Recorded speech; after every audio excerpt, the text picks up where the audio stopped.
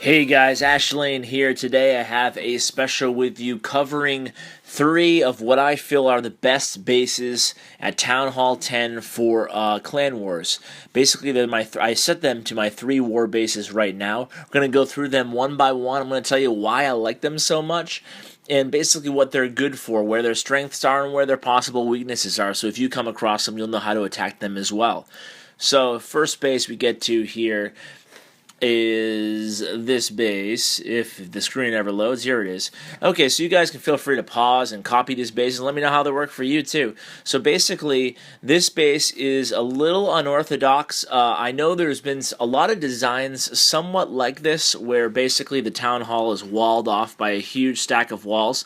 Now, a little trick on these walls, if you're attacking these type of bases, it's not always the smartest thing to do to attack from the west side, but if you do attack from the west side and you feel like you have a chance at that town hall, you can actually drop that jump spell right around where these air defenses are. You don't have to drop it right in the middle, and the troops will automatically jump all the way across to the town hall. You don't have to have the jump spell overlapping that entire huge wall mass.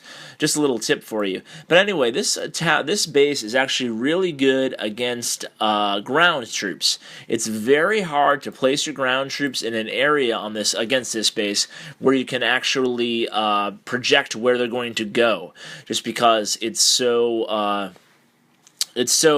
tricky to attack. Because basically, here's what happens: if you attack from the east side, it's really tough to get your troops if you have like a go wipe or some kind of a golem based attack with the witches and wizards and even P.E.K.K.A.s. Basically, your troops are going to move through this area fairly slowly, as there are the high hit point collectors over here, as well as the 3 X-bows. You'll be in range of all 3 of the crossbows, and basically the troops, what they're going to do is eventually get to the hero area in the clan castle, engage them all at the same time, and eventually they're going to veer towards towards the crossbows on either side of the town hall, and then they'll have to deal with these units to the south or the north, so the archer tower as well as the arch tower up here. So if you see what I mean, it's easy for heroes to get off track.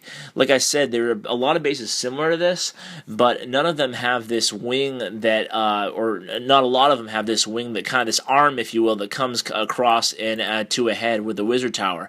The wizard tower has that splash damage that covers the whole area around it. Now, if you attack from the north or south, it's basically a mirror, so I'll just talk about the south. If you attack from the south of the base, basically what's going to happen here is the queen is going to, in the clan, first the clan castle and then the queen are going to do a job in tandem at pulling the troops over to the east of the town hall, away from the town hall and more towards this area because of all that lure capability. So that's kind of a tough area to attack. Oftentimes, the main force will kind of veer off to the east here and kind of get stuck in this area. You know, over in this area, I have the Teslas and the giant bombs.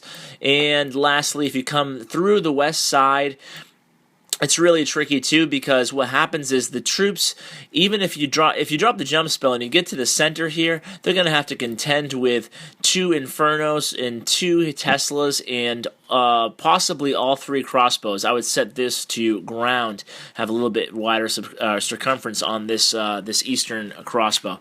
So basically, there's a lot to deal with, as well as the skeleton traps. And as you see right over here, skeleton traps will engage. And I've seen a few fails coming in from the west doing that type of style raid. If you don't drop the jump spell, they're going to come down one of these arms, as you see, and then they're going to wrap around using the Barbarian King, and then they'll engage into the clan castle as well as the queen. So it's a nice base versus ground. Versus air, it's a little bit weaker. You can, if you take out this air defense over here on the far west side, you have a pretty clear you pretty have a clear shot at one of the other air defenses with a lava loonian attack, and then you can kind of get to that town hall because you're going to your balloons are going to go for this Inferno tower and your Expo, but they do tend to split the balloons at that point, so that is something in your favor defensively. So I like this base a lot, and let me know what you guys think if you use it. Let's go ahead and move on to the next base. I won't take too long talking about all these bases, as I do want to keep the video moving. anything, but like I said, all at the same time, I want to show you what their strengths and weaknesses are. So this next base here is a Town Hall 10. Once I said, it's a war base. This is my favorite of the 3 bases, guys, and basically because it's equally strong against air and ground. I'm going to zoom way out so you can take a screenshot if you want to copy the base. So basically, let's talk about this base. It's very symmetrical, obviously. It has the 2 crossbows up north of the town hall, as well as the clan castle, and it has the 1 expo towards the south. I do have the expos just because it's such a heavy concentration of resources in the middle, of defensive units, rather. I have the expos all set to air. Now, one thing you want to do is obviously always set your Inferno Towers to multi. Single target Inferno Towers are just you know, I don't want to go too extreme and say useless, but they're close to being useless, just because multis are so important versus any sort of air attack and even ground attacks. They're very important multi, especially when the game's so dominated by wizards and witches. So the Inferno, the hidden Teslas, if you will, are scattered around the town hall, and they actually do a good job of keeping troops, luring troops in, luring golems into this little area that's protected by like your higher level walls, the blue walls I have here. And basically, the queen is located over here to the east. The king is on the opposite side. It's really good because the queen, although they're semi-far from the town hall, they're actually split up from one another, and if you don't hit towards the queen, you're going to have to deal with 2 crossbows as well as a clan castle dead on. And let me just tell you, this base is a pretty tricky base. It's tough to get 2 stars on a ground attack. It's even tougher, I think, to get 2 stars on an air attack, or I should say it's about the same difficulty. But if you do an air attack, the problem is it's really tough to get that town hall with the 2 multi-infernos, and if you don't get the town hall, it is nearly impossible to get your heroes in there because of all those walls all clumped up in the middle. The heroes will definitely go off track towards one of the other compartments. And when you're hitting from the ground, you can't get the 50% by hitting from just due east or due west or due north or due south. You have to hit at an angle, and hitting this base at an angle with all those walls in the middle, the troops tend to go to the sides, not towards the center. If you drop that jump spell, they tend to get really caught up in that center area. You can get them to get the town hall, but then you're at risk of losing the percentage. Now, I do have an attack against this base. I'll go ahead and link that video so you guys can see how I attacked it. I actually stole this base after I attacked this base. I got 51 or 52%, and then I was like, I'm going to use this base because this is a very tricky attack. And the third base I'm going to bring you is basically an off-center town hall base. They're very in vogue right now, especially in high-level clan wars, mainly because they are a viable defensive setup against a Go Lava attack, mainly because they have the clan castle centralized. You cannot lure that, or it's tricky to lure it out, I should say. And also they have the you can see the town hall off center, and if I was going to make this a true, I'll zoom out so you can copy the base. Right now it's set up for an anti-2 star. If I wanted to set it up for an anti-3 star attack, keep the base exactly the same, but what I would do is I would move all these outer units all the way to the edge of the base. As you can see with that, with that barracks over there, with the dark barracks, everything I would move to the edge of the map. So basically you can see how I'm doing it right here. All the units are moving to the edge. I would do that with all my units on the outside to make it an anti-3 star attack, because that really holds up the minions, the balloons. It sets everything off track, and it's harder to send your hero in. Now basically why it's an anti-3 star base, as I was saying earlier, is you have the Infernos in the center here, surrounded by the Expos, all facing up, as well as the